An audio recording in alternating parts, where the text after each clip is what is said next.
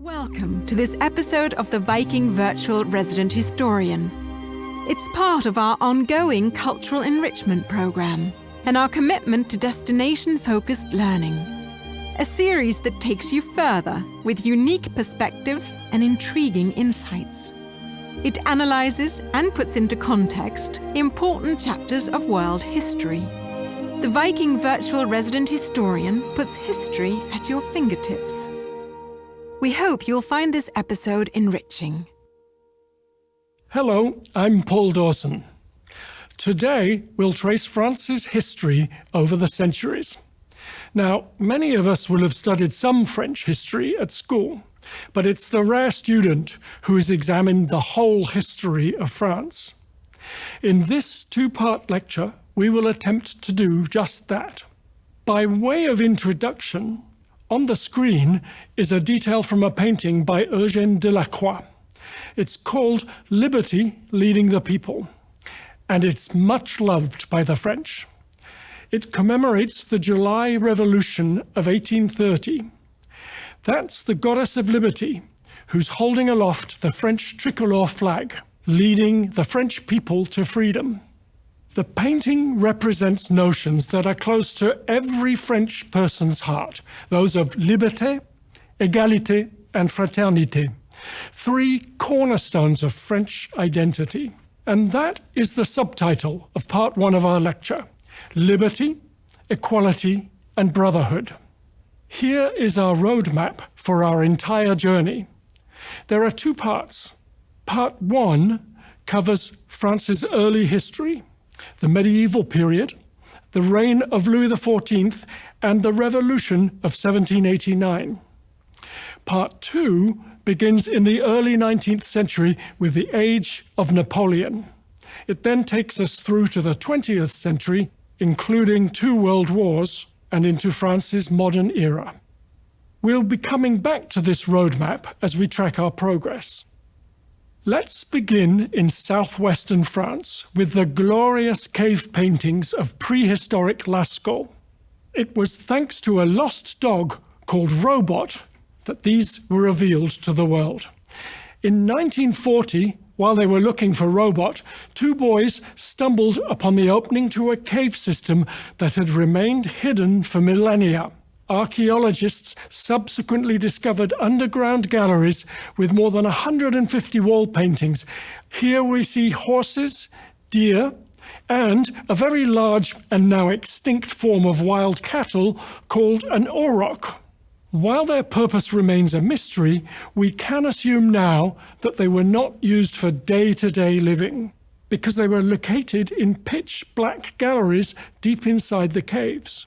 Whatever the case, scientists have now established that these paintings are some of humankind's earliest known artwork. But such surprising finds are not just restricted to Lascaux. Archaeologists in the late 19th century had already come across another equally stunning find, the Venus of Bassompouy. She's less than 2 inches tall, made from mammoth ivory, and she's even older than Lascaux. Exact dating of all prehistoric art remains quite controversial, but we believe that this beautiful figurine is around 25,000 years old. But what we do know is that she is considered one of the earliest and possibly the very earliest figurative representation of the human face. We'll now leave the mysteries of prehistory behind and travel forward in time to the 1st century BC, when the Romans swept up from the south. The France of Bassompouy and Lascaux had become a very different place. It was by now populated by tribes of warlike Celts who had migrated here from all across Europe. These were the famous Gauls, famous indeed for their aggressive fighting. They had proved this aggression earlier when they had sacked Rome in the year 390 BC. So when the Romans came across the Apennines, they had a grudge. They wanted revenge over what they called the barbarian Gauls. Roman legions arrived in 123 BC. getting as far as a town they called Aqua Sextier. It's now known to us today as Aix-en-Provence. And here they established the first of many Roman settlements. Despite stiff resistance from those feisty Gauls, by 52 BC, the Romans, with their superior weaponry and their organization, were able to pacify the whole of Gaul. And then they did what they always did when they arrived in a new territory.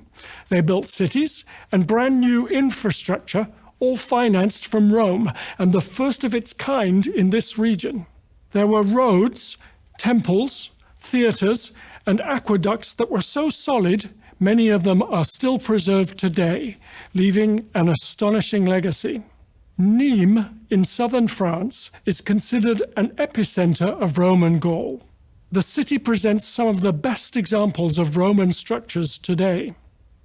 On screen is La Maison Carrée, literally the square house, but in fact a perfectly proportioned, rectangular, Hellenistic-style temple. Next comes another example of the durable nature of Roman architecture, the aqueduct of the Pont du Gard. It's one of the best preserved structures of its kind and a marvel of precision engineering. Finally, we have the Nîmes Arena. It was built at the end of the 1st century, and it's smaller than its more famous counterpart in Rome, but it's better preserved and is still used today for performances.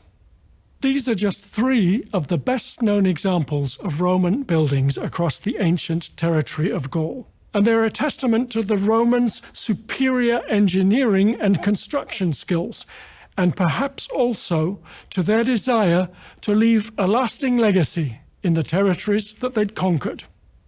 Rome's hold on its empire had begun to weaken by the 3rd century, and this was a time when Germanic tribes were migrating across Europe.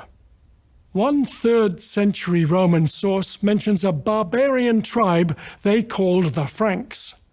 They had exploited the weaknesses of an overstretched Roman Empire that was increasingly vulnerable to attack.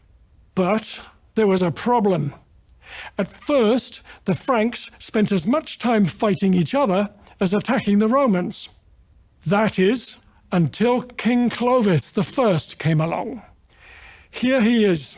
He's seen on a 9th century ivory book cover. He lived in the late 5th and early 6th centuries, and he was the first Frankish king to successfully unite belligerent Frankish tribes. Turning their collective might into action, the Franks then successfully defeated the Romans at the Battle of Soissons in 486, thus bringing an end to Roman rule in France. So to the French, Clovis is seen as the father of what later becomes the modern nation of France. His unifying force brought together warring factions, and he began the fusion of individual kingdoms under one rule. There is one year in the 8th century that every French schoolchild knows by heart, and that is the year 732. It's when French hero Charles Martel defeated the invading Muslims at the Battle of Poitiers, circled here on our map. His victory changed the course of French history, and as a result, he also is seen as one of the founding fathers of France. Martel's victory was a crucial first act in the centuries-long war that was about to be waged by the Spanish. They only finally ousted the Muslims from the Iberian Peninsula in 1492. And who knows, without Martel's victory in 732, things could have turned out very differently, not just for France, but for the whole of Europe. And it is to Europe that we turn for our next chapter. We've already met Clovis, who united Frankish kingdoms in the 5th century. Now, 3 centuries later, let's meet another Frankish king, Charlemagne. He's also considered a founding father, not just of France, but of the whole of Europe. In fact, you could say that he was the first leader of the EU 1200 years in advance. Charlemagne's success was to bring together warring kingdoms in Western and Central Europe under one banner. And this is why his effort has been compared to the 20th century European Union. His immense empire is shown on our map in pink. Its lands stretched from the Low Countries in the north to Italy in the south, and from Western France to Central Europe. Europe's founding father is now celebrated across the continent in statues, and he's also portrayed here in a stained glass window in Chartres Cathedral. Charlemagne was a statesman, but he was first and foremost a warrior. His life was dominated by battles, and he personally led his men into war right into his old age. He lived a very full and active life in every way. We know, for instance, that he had 10 wives and at least 18 children. But, like so many successful leaders, he left a messy family legacy. The unity that he'd fought for all his life began to fall apart rapidly after his death. His death was in 814, and he passed his empire to his son, Louis the Pious. And this is where the trouble began, because Louis subsequently tried to divide the territory equally among his own 3 sons. And it was when he died that the squabbles really broke out. These soon escalated into an all-out civil war. It was only in 843 that the Treaty of Verdun attempted to bring this to an end. This treaty tried to divide the empire fairly among the 3 contesting heirs. Here we see a 15th century illuminated manuscript called La Chronique des Rois de France, the Chronicle of French Kings. It shows Louis's 3 sons on the left. They're looking out over their 3 allocated kingdoms, West Francia, Middle Francia, and East Francia. And the map on the right also shows how this mighty empire was divided into 3 slices in a pretty arbitrary manner. It was this arbitrariness in the 9th century that had major repercussions that were felt for centuries to come. The borders of these kingdoms were inherently imperfect, and from their vulnerabilities came fracture lines that have lasted until the modern era. It's no exaggeration to say that they sowed the seeds for border disputes and wars right into the 20th century. Charlemagne is known as the father of Europe. He's also credited with having brought about Europe's earliest Renaissance, centuries before its more famous Italian namesake. In this early Renaissance, he and his successors encouraged a new focus on the creation and study of religious texts. And they established new centers of religious learning too, the abbeys. The Benedictine Abbey of Cluny is one of the earliest and the most influential in France. It was founded in the year 910. Over time, it became one of medieval Europe's most important spiritual centers. In fact, the 11th century Pope Urban II would declare Cluny to be the light of the world, and at its height, the abbey housed more than 10,000 monks. Some went on to become bishops and cardinals, and 4 Cluny abbots later became popes. Most of the abbey was destroyed during the French Revolution, so what we see today has largely been rebuilt. But there is one exception, seen here on the right, and that is the 15th century chapel that was intended as the burial chamber of Abbot Jean of Bourbon. The chamber was never completed, and it's perhaps for this reason that it escaped destruction. Cluny is important not only because it offers us a glimpse of life at one of France's earliest abbeys, but also because it represents France's spiritual and intellectual awakening. Cluny heralds the beginning of the medieval period. But what do we mean by the medieval period? There's no one clear date that announces the beginning of the Middle Ages. Some scholars use the year 1000 AD for this purpose. We, however, will use the founding of Cluny to mark the start of the medieval period in France. This was a time when borders were still fluid, and there were constant battles for control of territory. Europe's population was estimated at about 40 million at this time. It was still overwhelmingly feudal and subjugated to the twin forces of the church and the monarchy. In medieval France, these two big institutions were increasingly at odds, fighting for dominance. And when you add cross-border rivalries to this, in particular those between the French and the English, you have that volatile mix that defines the medieval era in France. In our next section, we'll address three defining aspects of this period. First, the role of the papacy and its desire for total control of its subjects. Second, the rising frustrations of the French monarchy that set it on a collision course with the Vatican. And third, France's grinding and long drawn-out war with her neighbour across the Channel. Let's start with the Church. The beginning of the Middle Ages saw a wave of new church building in France. Between the 11th and the 14th centuries, more than 500 large churches and another 1,000 smaller churches were built across the land. To give this some context, in just 200 years, more stone was quarried in France than had been used in the whole of ancient Egypt. By the 13th century, there was a church or a chapel for every 200 people in France. These images trace the evolution of church architecture over a period of some 200 years. On the left, we have an example of the predominant style of the 11th century, the Romanesque. A squat, often compact facade, like the one seen here at the Notre Dame Cathedral in Poitiers, follows the form of an ancient Roman basilica. It is characterized by thick, heavy walls, rounded arches, and just a few small windows.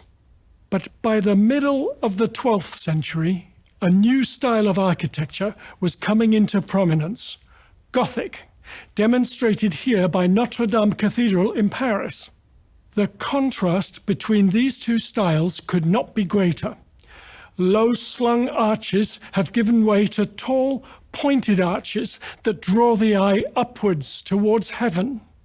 Thanks to innovations in construction such as the flying buttress, ambitious medieval architects could now envisage tall, airy naves and soaring spires.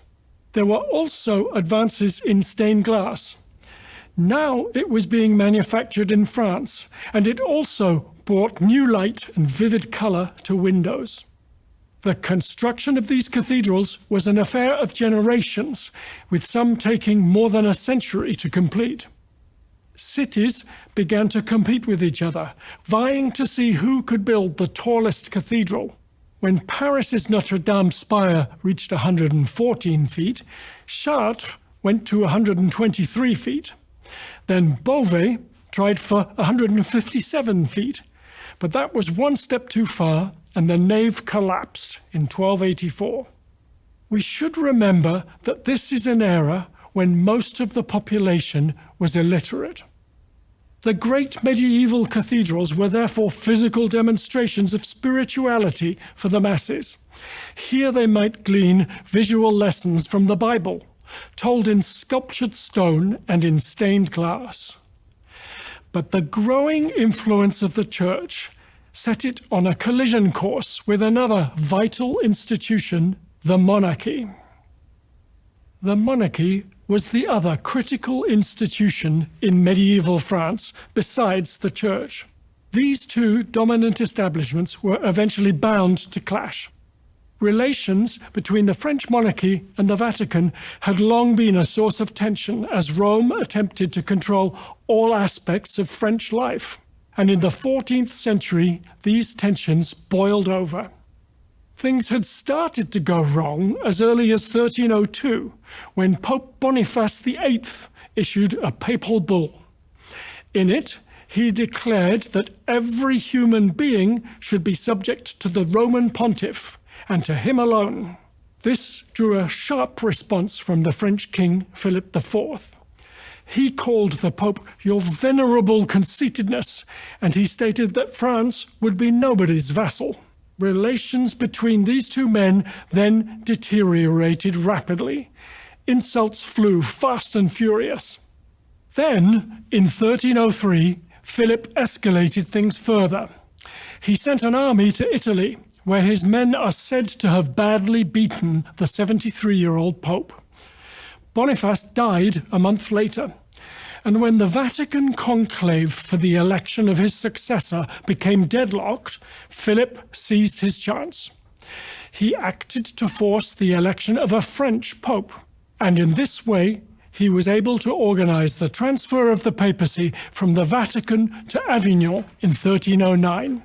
Here it remained for the next 67 years and through 7 French popes, all firmly under the influence of the French crown.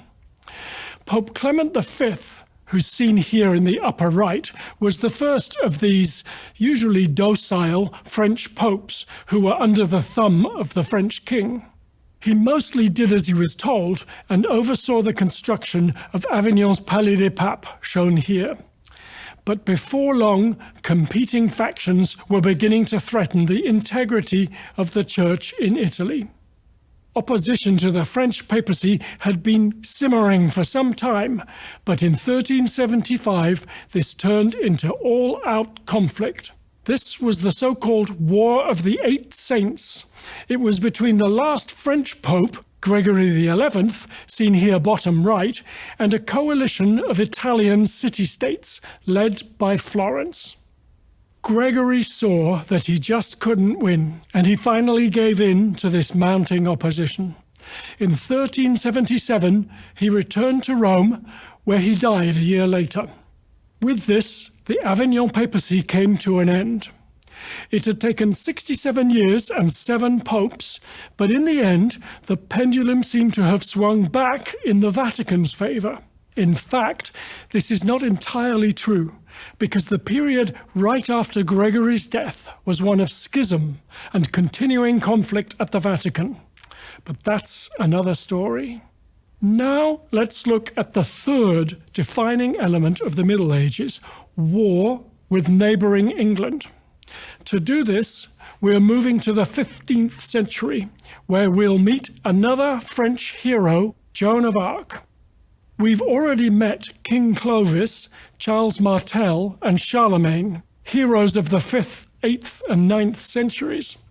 But the French venerate our newest hero, Joan, much more than these others. Known as the Maid of Orleans, she's held up to this day as a symbol of French courage and fortitude, and she's even become the nation's patron saint. Joan was born in the final years of the 100 Years' War, that long, simmering series of hostilities between the thrones of England and France.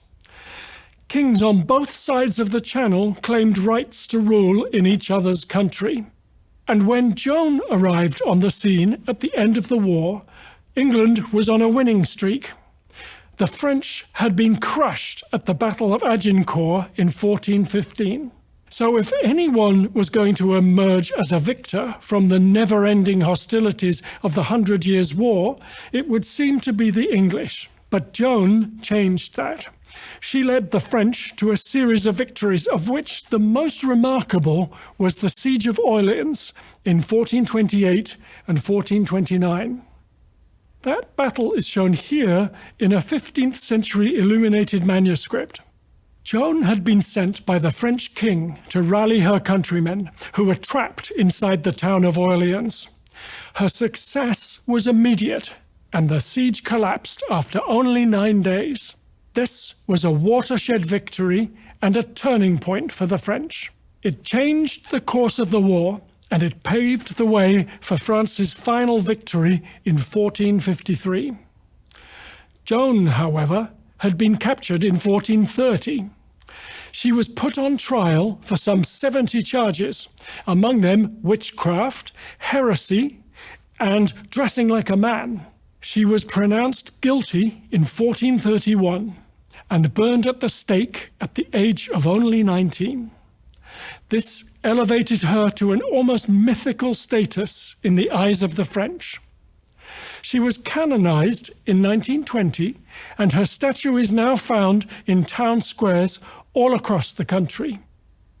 We'll leave the Middle Ages and travel to the 17th century.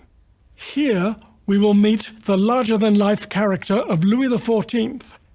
We'll see how his excesses sowed the seeds for the revolution that was to come. Plenty had happened in the preceding 2 centuries that we won't go into here, but I will mention one thing, and that was the selection of Paris by King Francois I as his royal seat in the 16th century. This had cemented the city's role as the cultural, political, and economic hub of France. And it is in Paris that Louis XIV bursts onto the scene.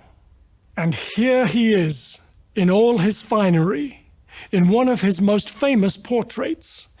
This was painted in 1701 by Hyacinthe Rigaud. It shows him quite literally looking down his nose at us.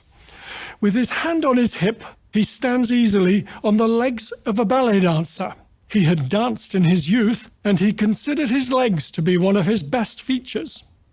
I might add that this was Louis's favorite painting of himself. He even had it placed over his throne. In his absence, the painting served as his proxy, and no courtier was ever allowed to turn his back on this painting. Does that begin to offer us any clues as to what kind of man we're dealing with? To give him his due, we must remember that more than any other French king, Louis XIV transformed the monarchy during what was a 72-year reign, still the longest in European history. He ushered in what's known as the Grand Siècle, the Great Century. This was a golden age during which his court at Versailles became the centre for art and culture. His rule also saw him annexing neighbouring territories, and this established France as the dominant power of 17th century Europe. Now, did he actually utter those immortal words, "L'État, c'est moi," I am the state? We don't know for sure, but what is clear is that he saw himself as a divine ruler. He had absolute control over his subjects, and he used this quite cleverly to keep France's traditionally fractious nobility under his thumb, governing in a highly centralized manner from Versailles. We should note that when he was born in 1638, France was more or less insolvent. Weakened by years of war with Spain, she also suffered from internal conflicts against the Huguenots. Louis came to the throne at the age of 4 with Cardinal Jules Mazarin as his regent. But when Mazarin died, Louis immediately declared that he alone would govern, and he proceeded to centralize everything around himself. One of his most crucial initiatives was his feat in disempowering the nobility. How did he do this? Well, he attracted them to the court with the promise of an opulent lifestyle, and then he effectively enslaved them in an endless round of pomp, ceremony, and ritual. Occasionally, he would even stipulate that new clothes were required for a certain event. You can imagine the mad scramble for local tailors and dressmakers that ensued. His extravagances were legion. Here's a dinner menu from 1682.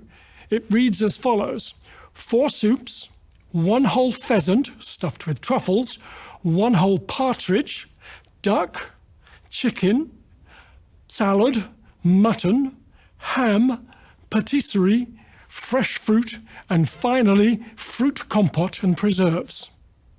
Now, this wasn't the menu for a state dinner, no. This was just an average weeknight meal at home for the monarch. I should add that he never dined alone. He would have enjoyed this marathon meal in front of an audience of astonished onlookers. Does it come as any surprise that he suffered from diabetes, gout, and other assorted ailments? Nevertheless, he lived to the ripe old age of 76. During his long reign, literature, art, and architecture flourished. The playwright Molière and the composer Lully, among others, benefited from their relationship with the king.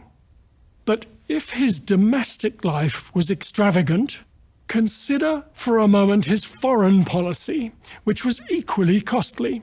During his reign, he essentially emptied the coffers of his treasury by waging war. First, there was the war against the Dutch in the 1670s. Then, the War of the Grand Alliance towards the end of the century. And finally, the War of Spanish Succession from 1701 to 1714. France emerged from these conflicts weakened and penniless. And crucially, the once untouchable institution of her monarchy was significantly diminished. We've seen that Louis XIV was not shy of spending money on himself, but in so doing, he left an incredible legacy for his country. No question that Versailles was his greatest work. This started as a humble hunting lodge on the outskirts of Paris, but it was transformed over 40 years into this dazzling palace with 700 rooms, 2,000 windows, and no less than 67 staircases. It became the epicenter of Louis's court and home to hundreds of noble families that were drawn into the Sun King's orbit. Louis Le Vau was its first architect. He was followed by Jules Hardouin-Mansart, whose masterpieces included the Royal Gate, the Royal Chapel, and the Hall of Mirrors shown here. Building the gardens was another monumental task that lasted over 40 years. These were designed by André Le Nôtre, and they included fountains and parterres set in formal symmetrical patterns. While everything inside the palace was designed to draw attention to its one most illustrious inhabitant, everything outside in the garden was designed to draw one's eye away from the palace to the horizon. And finally, as we can see from this slide, there was the not inconsiderable role of the interior decorator. This was Charles Lebrun. He personally supervised the production of paintings, sculptures, and other decorations over some 3 decades. Now, these marvels of Versailles were a wonderful way for Louis to remind his people, as if they ever needed reminding, that everything was all about him. The palace and the rituals and all that endless pomp demonstrated that he was God's unquestioned representative on earth. The monarchy was all-powerful, and it could not be challenged. Or could it? Let's fast forward to the 18th century. Louis XV is now on the throne, and things have been changing. The dual pillars of the church and the monarchy were now being challenged by a new movement, the Enlightenment.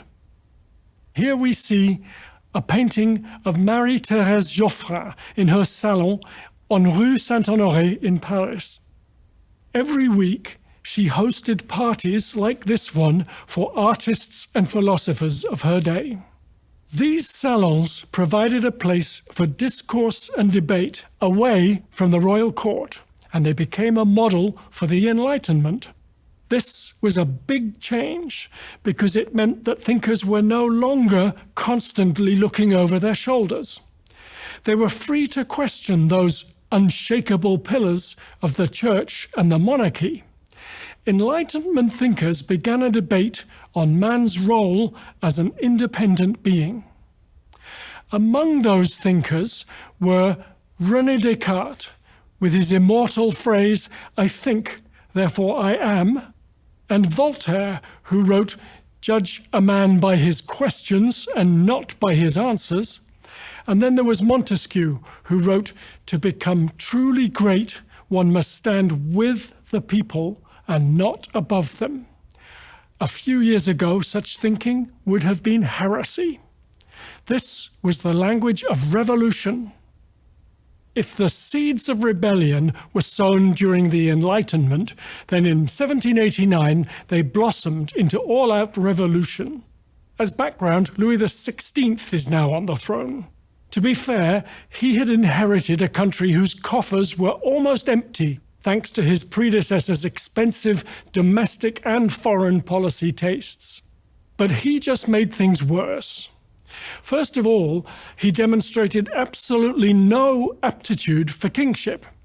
Not only was he timid, indecisive, and awkward in manner, he also much preferred to stay away from his people at home with his wildly unpopular and hugely extravagant wife, Marie Antoinette. Second, under his poor leadership, social inequalities had increased sharply. His government only taxed the merchant and peasant classes.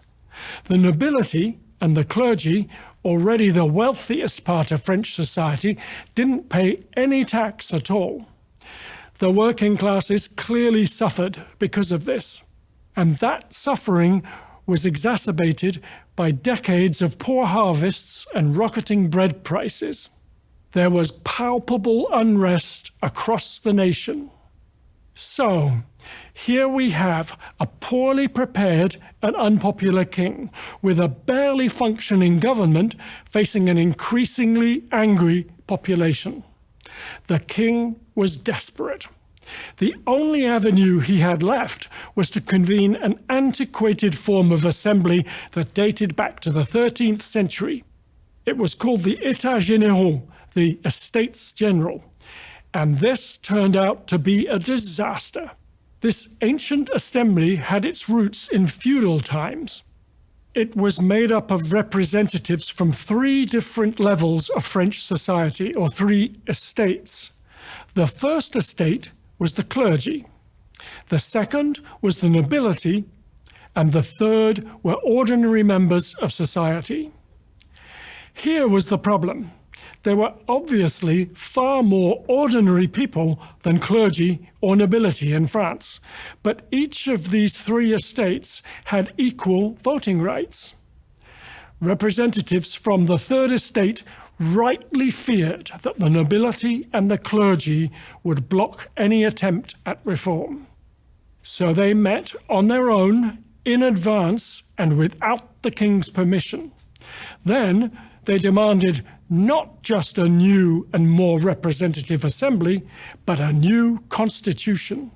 This was an act of civil disobedience. It was only a matter of days before rioters were storming the Bastille, as seen here in the painting by Jean-Pierre Houel.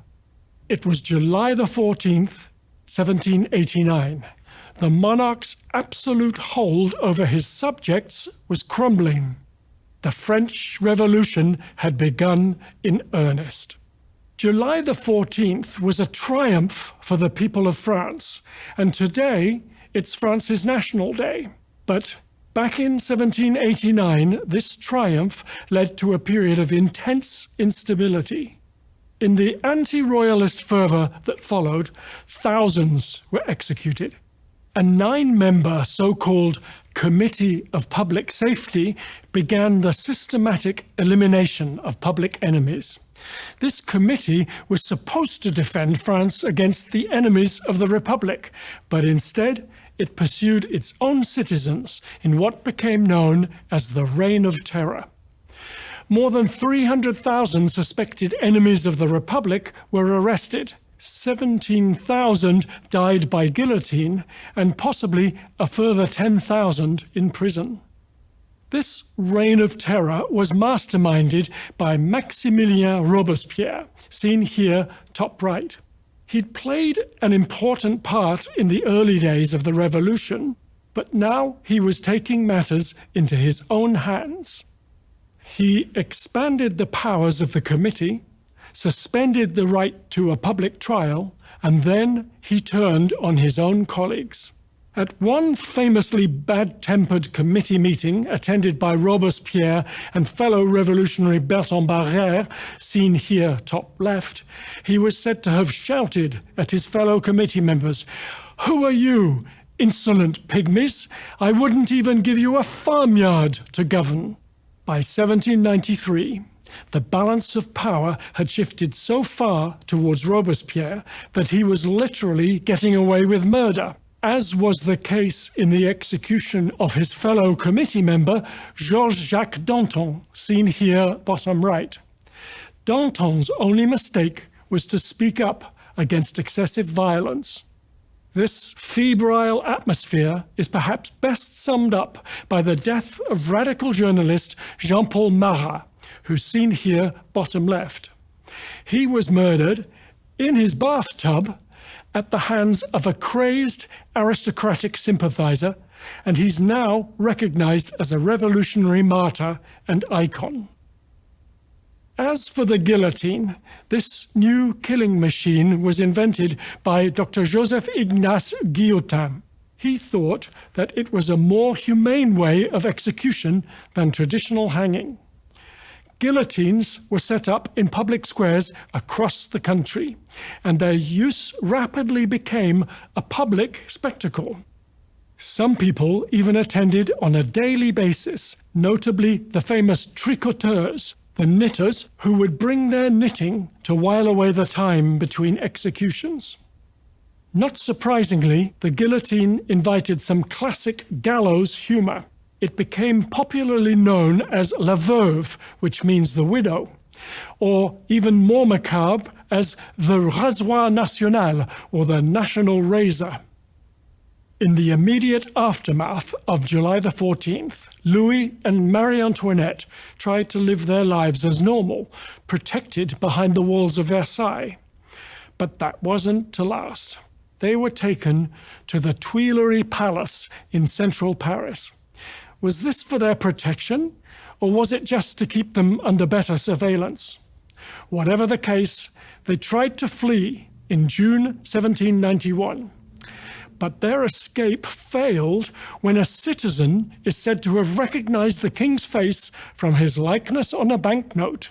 They were brought back to Paris, and here Louis was officially arrested, stripped of all of his titles, and remanded in prison, with the new name Citizen Louis Capet, his original family name.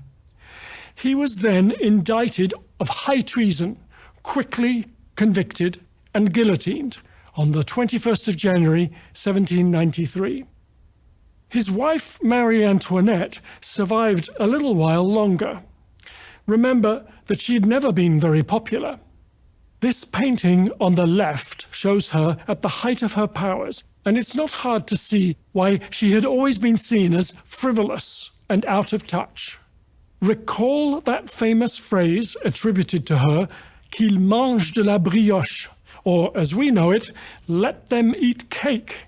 When she said that, her countrymen could not even afford to buy a loaf of bread, never mind brioche, which was made of butter and eggs, real luxuries that they could only dream of. In the end, they came after her too. She was indicted in 1793 and transferred to the infamous conciergerie.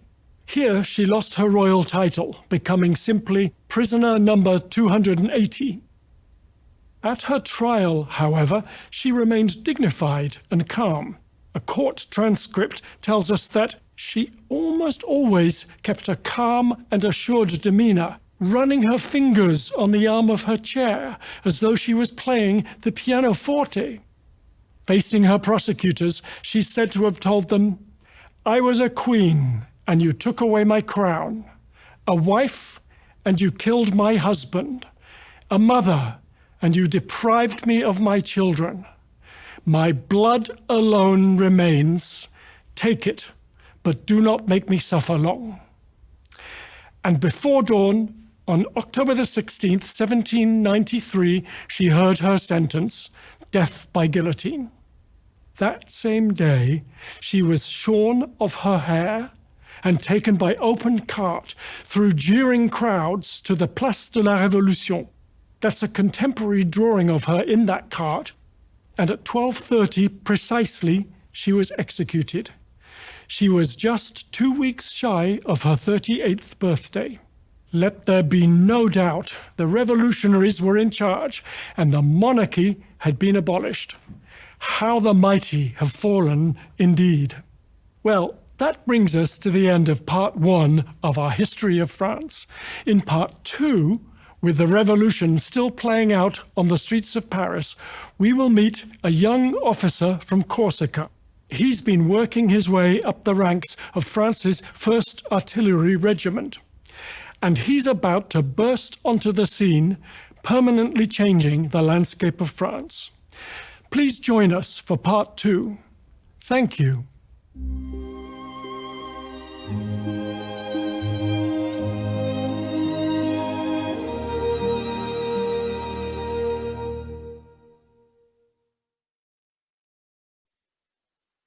Good evening, and welcome to this edition of the Viking Resident Historian program. My name is Paul Dawson, and I'm coming to you still from lockdown in an unseasonably warm Winchester in the south of England. I'm delighted that you've joined us for this review of France's history, which comes in 2 parts. The second lecture will be in a couple of weeks, and I'll explain later. But I thought I'd start tonight by telling you a little story. It's the story of a little boy, 9 years old, who is sent across the Channel on the ferry from the south of England to France to visit his pen friend, Jean-Luc, who lives in Normandy. And he's going to spend 2 weeks with his pen friend in France. The first week goes reasonably well, although the little boy is a bit homesick because of the food and other strange things. But the second week is when the adventure really started, because Jean-Luc and the little boy went on their own at the age of 9 to Paris on the train to stay with his granny.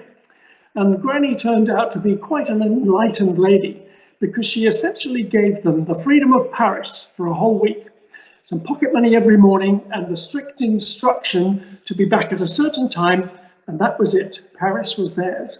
So they got up to all sorts of scrapes, as little 9-year-old boys would, one of which was being sternly told off by a ticket inspector on the metro, because they were in the first class cabin of the train. Do you remember the time when metros used to have 2 classes of tickets?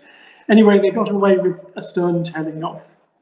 But that adventure for the little boy was a really amazing thing for it to happen to him.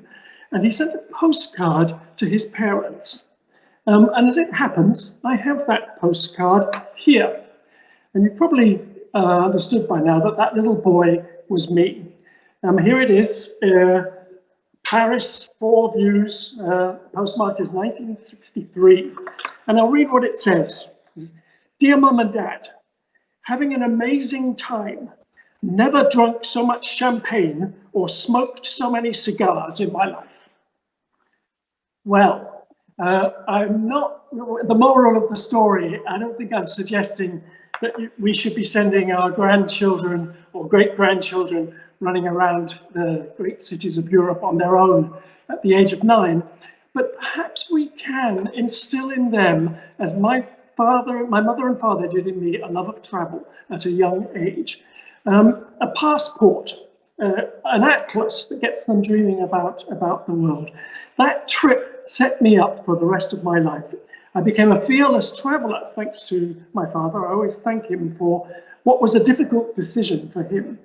But it also introduced me to a lifelong love affair with France.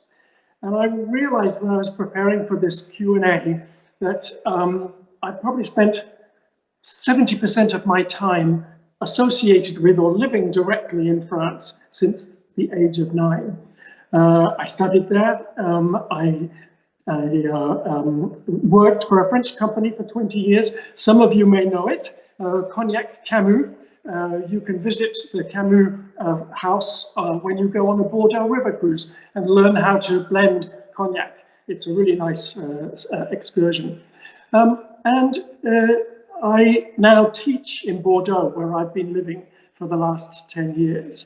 So I have a love of France, which I hope I'll be able to communicate to you a little bit during our questions and answers. And the questions have been coming in while the lecture has been going on. The first one, there are a couple here that I'm going to answer together.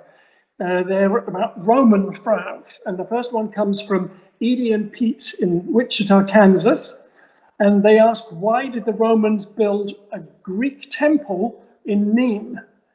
And then Mary in Reno, Nevada asks, we learned that when we were in Bordeaux, thank you, Mary, she was in Bordeaux already, that the Romans planted the vines. Why did this happen? Well, let's take the first one, Nîmes. Yes, that is the Maison Carrée, the beautiful Hellenistic temple. It was built in 20 BC, I think is when it was built, and it really follows the classical lines of Greek architecture.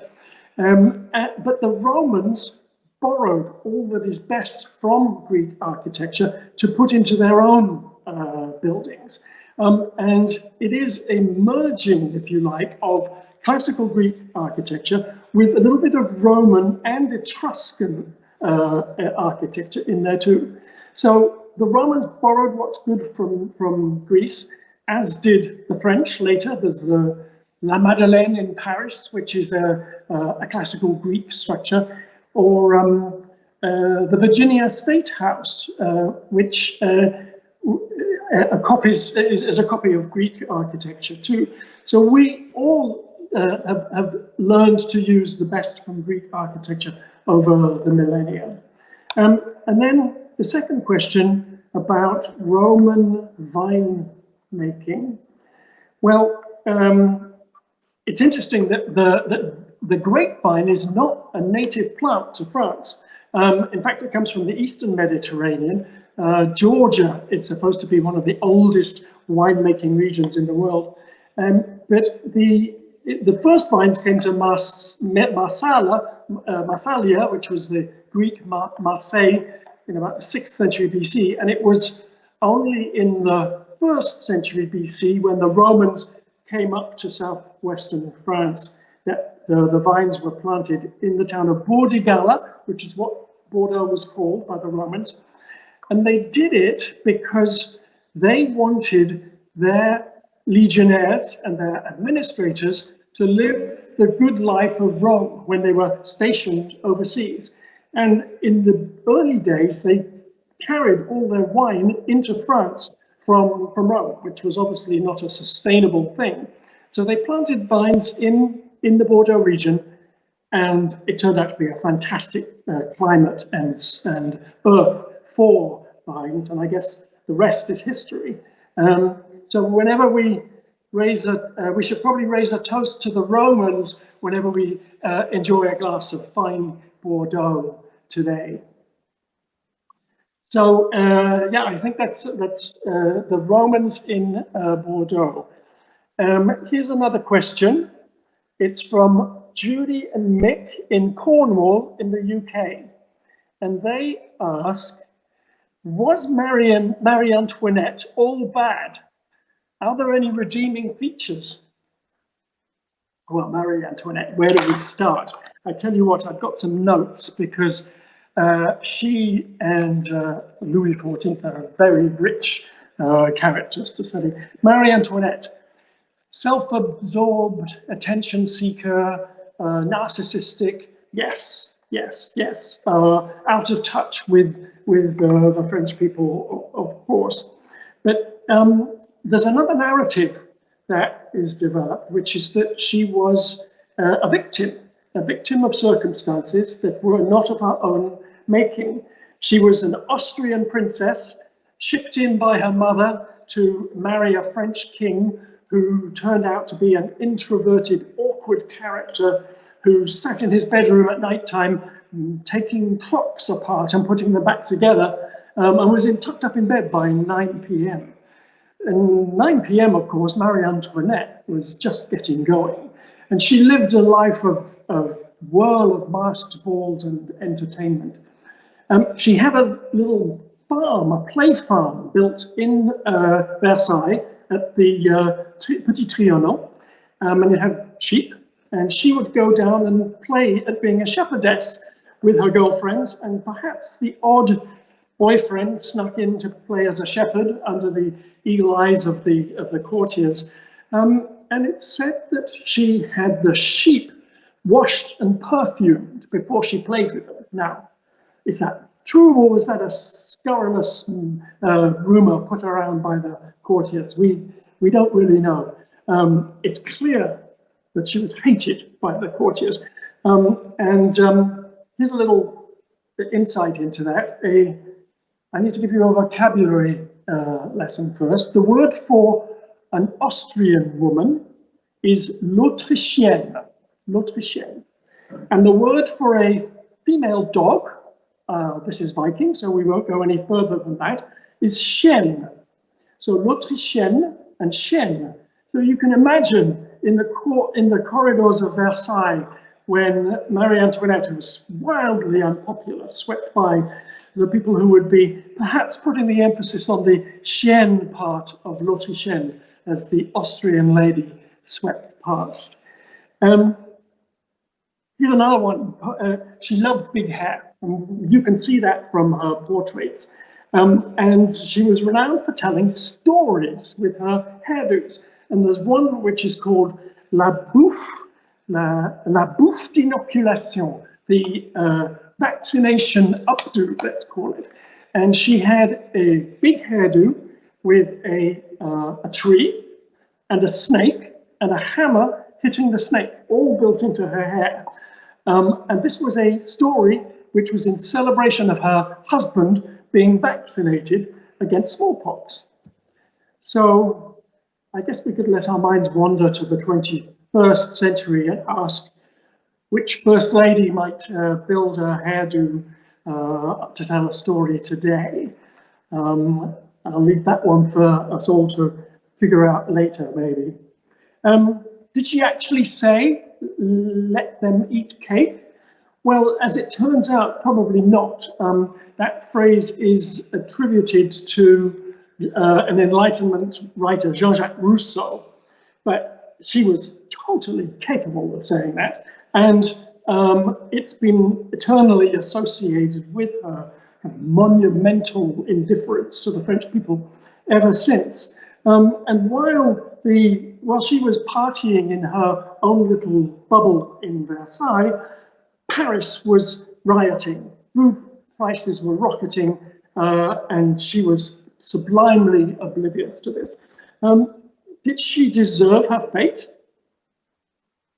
Well, it depends whether you believe the victim story or not, because she was certainly a symbol of all that was hated about the monarchy, and to that extent, she deserved her fate. But there is this idea that she was a woman who was in the wrong place at the wrong time, misunderstood and maligned. I think it's a little bit of a stretch. But let me finish by, yes, that last dignified speech, which I mentioned in the lecture. I mean, clearly there was a side to her which was calm and dignified, and we shouldn't forget that. And Thomas Jefferson actually wrote, he was the first minister to France from America, and he wrote that if Marie Antoinette had been sent by her husband to a nunnery, maybe the French Revolution wouldn't have happened. Now, there's a thought for us all to consider. So Marie Antoinette, maligned foreigner, or deserved everything that she got? For you to decide. Here's one from Sherry in New Jersey. She asks, we have an extra day in Paris. What do you recommend? Oh, well, I tell you what, Sherry, I would like to think about that and answer that one when we meet in 2 weeks' time for France Part 2. And I'll come up with a couple of suggestions and make sure that they don't coincide with anything that Viking already does to use up a good day outside of Paris. So watch this space for for an answer to that.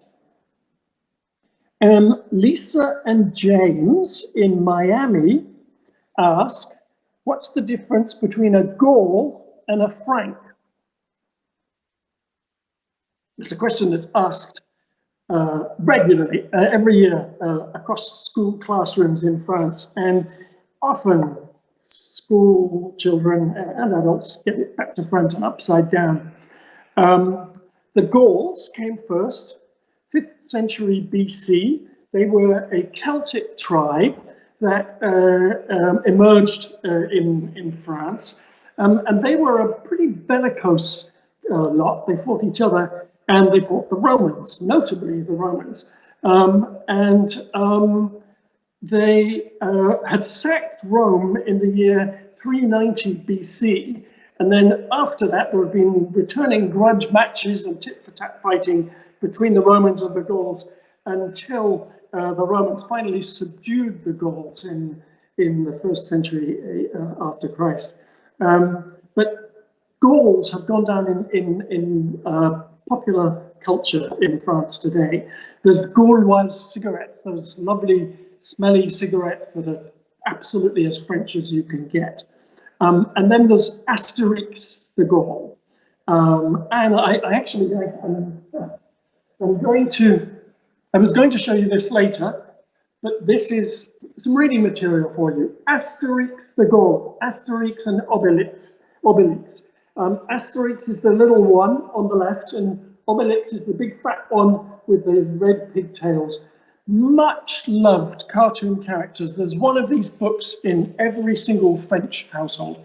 In fact, they are Belgian in origin. It's Goscinny and Uderzo, and one of them died just quite recently. 39 of these, beautifully translated into funny English by a British woman. So they work very well in English too. And it was on my reading list for you. I would buy one, give it to your grandchildren or your great-grandchildren, but read it first. It's for children of all ages. And by the way, I've got some ideas here for a reading list, and I'll get to them at the end of today. Plus, like last time, I will put the reading list, I'll ask James to put it online. And there was a guest who asked whether that was going to happen. Where will I find a list of books? It was Judy Pinter in St. Rose, Louisiana. And you go to Resident Historian Tuesdays, and you click on that, and you'll see the lectures, and it's called Further Reading, I think. So that's the Gauls. Oh, sorry, I'm getting lost here. And then there's the Franks. The Franks were a Germanic tribe, and they came in from northeastern Europe and settled around the center of France, the Ile-de-France, where Paris is now. And they've actually been there ever since.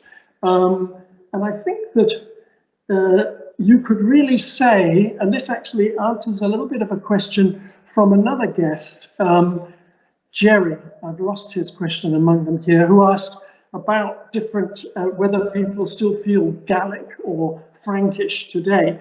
Yes, I think that the French personality is a mixture of Gallic and Gaul and Frank. And President Sarkozy got into a little bit of trouble a few years ago by saying that he was of Gaul origin, and it turned out that nothing of the sort. But certainly people are proud of those origins. Leanne in Green Bay, Wisconsin asks, the Enlightenment was Europe-wide. Where does France fit in? Well, yes, in the lecture we focus on the High Enlightenment. That's that 50-year period in the middle of the 18th century, which does really focus on France. But before that, we've got Enlightenment thinking all around France. Hobbes and Isaac Newton in the UK, in England. We've got Martin Luther in 16th century Germany. nailing his thoughts to the church, and basically taking issue with the Catholic Church a full 100 years before the Enlightenment period in France. We've got Galileo, who went to jail in Italy for suggesting that the Earth moved around the sun. And then we've got Thomas Jefferson in America, whose Declaration of Independence showed that Enlightenment thinking was a Europe-wide international movement. But France was the period of high enlightenment, the period of Diderot and his encyclopedia classifying human knowledge. And my favorite Enlightenment thinker, Voltaire, who wrote a question which I think Mr. Hagen would approve of as the thinking man's cruise line, which is judge a man not by his answers, but judge him by his questions. And maybe we should ask Mr. Hagen to put that over the Star Theatre on Viking Oceans, because questions, that's the center of Enlightenment thinking, asking questions at a time when it's difficult to ask questions, and asking questions at a time when it can land you in jail or even cost you your life. The central thinking of Enlightenment, and in an international movement with France at its heart. Okay, here's one from Kathy in Colorado. Why do the French protest so much? Kathy, don't get me going. I'm going to ask if I can respond to that one next week as well. I mean, it's a very rich question, and it certainly deserves a good, solid answer, because protesting is in the DNA of the French, and we have to try and answer why. So I'll answer that one more fully next time, Kathy. So again, watch this space and please come back next week. Oh, here's another one, and again, this is Joan and Don in Orlando, and they ask, did other countries use the guillotine, or was it just a French thing? And I don't know, is the short answer to that.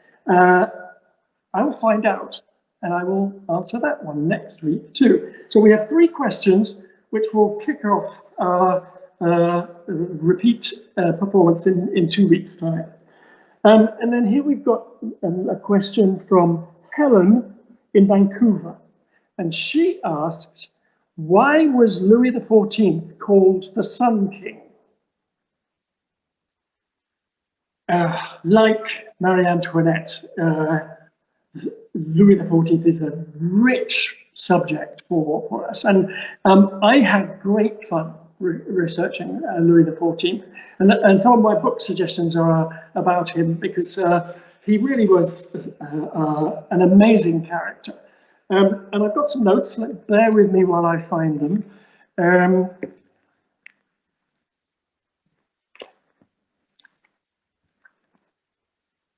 Well, I can't find them, but anyway, Louis XIV, why was he called that? Here they are, the Sun King. He used the sun on Versailles. It was his symbol, it was his crest, and so he had himself called the Sun King, and that meant that he saw that the world revolved around him, and everything was focused on him. I guess a psychiatrist today would diagnose him with narcissistic personality disorder, but he made sure that he was front and center of all discussions in France. And he developed elaborate rituals for his courtiers. And this is where there's a sort of a hidden agenda, perhaps, because by ensnaring his courtiers in these rituals of the court, he stopped them fighting each other. And he managed to get them all focused on Versailles and on him, all eyes on Louis XIV. There's his famous ritual of getting up in the morning, le lever it was called, every day, clockwork, focusing on him, obviously, And tickets for this event were absolutely a hot item for courtiers. To get there was to show that you were in with the king, but to hold the king's shirt for him when he changed every morning, that meant you were truly a trusted courtier. And of course, while you're holding his shirt, you've got his undivided attention, so you can start to tell him about whatever your pet project is. And he listened, apparently, during these, he was most receptive to ideas during these elaborate rituals. We can also look a little bit at his love life. I think you could say that he had an eye for the ladies. He was married twice. He had 6 children. Only one of them survived past childhood. He had at least a dozen illegitimate children. And he had 31 named mistresses, 31. And these mistresses were divided into categories. There was the maîtresse en titre, the chief mistress, if you like, the royal mistress. And then a runner-up was a maîtresse, petite maîtresse, the little mistress, of which there are several. And then a kind of a trainee mistress who was called a liaison. And 31 of these over his 71-year reign. And don't forget that even today, the notion of a mistress is still current in French life today. Maybe you remember that photograph of President François Hollande, looking rather silly on the back of a scooter, going off to visit his petite maîtresse, not his maîtresse, but his petite maîtresse, and being snapped by the paparazzi and getting a lot of grief from the press about his proclivities. And that idea of going to visit your mistress has got a name in France. It's called le 5 à 7, which means the 5 to 7 in the evening, which is the time between 5 in the evening and 7 in the evening when you can sneak off and visit your mistress before coming back at 7 o'clock to have cocktails and dinner with your wife. Le 5 à 7. Thanks to Louis XIV, the mistress is part of French life today. And what do the French think of him today? Well, yes, all self-centered, narcissistic, but they have a grudging admiration for him because he pulled France together under his reign, 72 years, and he centralized administration, he strengthened France's borders, and he brought in industries to France that weren't there before. All that luxury was being imported for his court, silk, jewelry, perfume, and he had those industries set up in France. So, for instance, the silk weaving industry in Lyon, which still exists today in limited form, is thanks to Louis XIV. The perfume industry is thanks to Louis XIV. He had a royal perfumer, and that's quite a tough job because you can imagine Louis XIV didn't wash. Apparently, he only washed twice in his whole life. So the role of the court perfumer was key, and he was charged with making a new perfume for every day of the year for Louis XIV. And now, of course, France is the top perfume producer in the world.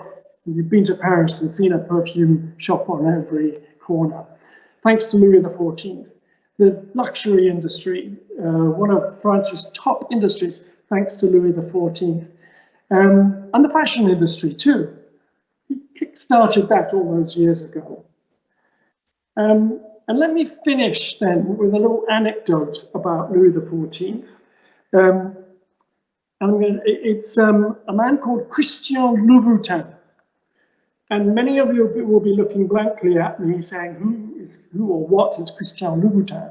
But there may be people out there who will be saying, yes, Christian Louboutin, because Louboutin is a modern day shoe maker. And he produces these insanely expensive handmade French shoes with a red sole. So you are a lady of means and you're making an entrance up a grand escalier with your Louboutin shoes, and you are noticed.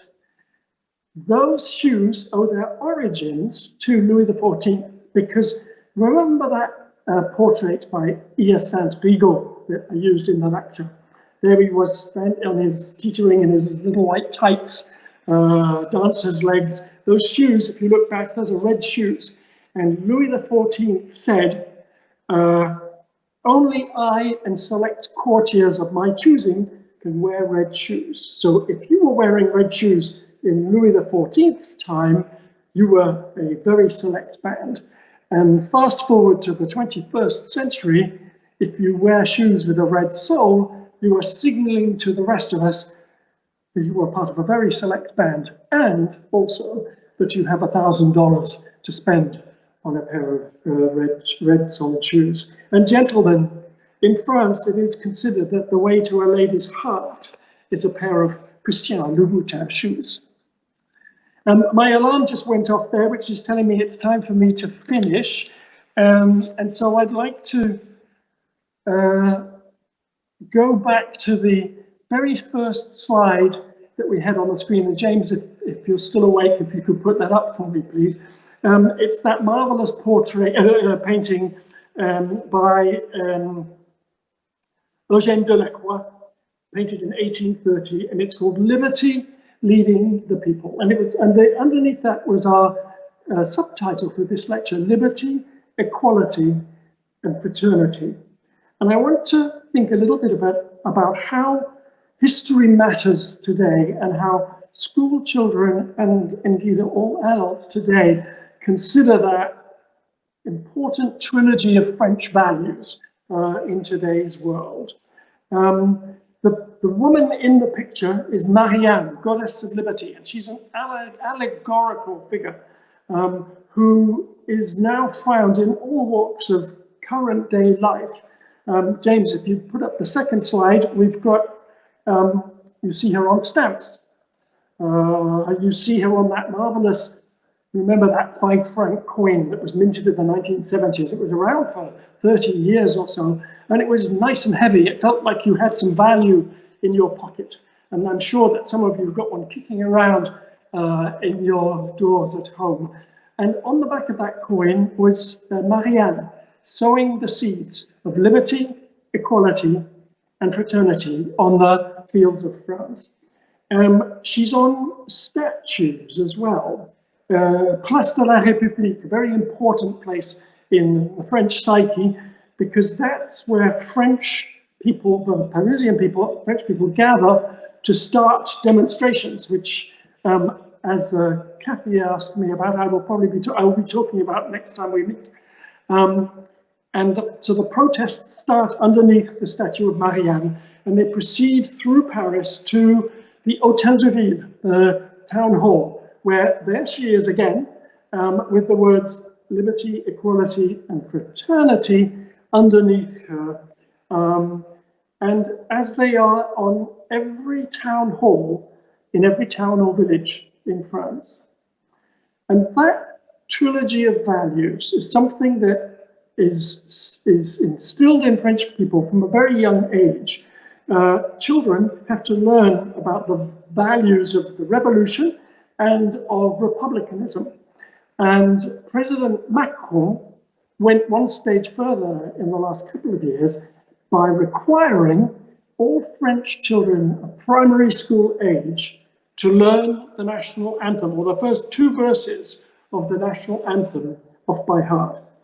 Now, he did give them a break because the national anthem in France is 7 verses long. And if you want to hear it, there's a very, very stirring rendition of it on YouTube, which I'd have loved to have played this evening, but of course we don't have the rights to do that. But it sends tingles up your spine. And every school child under the age of 10 can sing that off by heart. And when Delacroix painted that painting in 1830, he wrote to his brother, And he said, I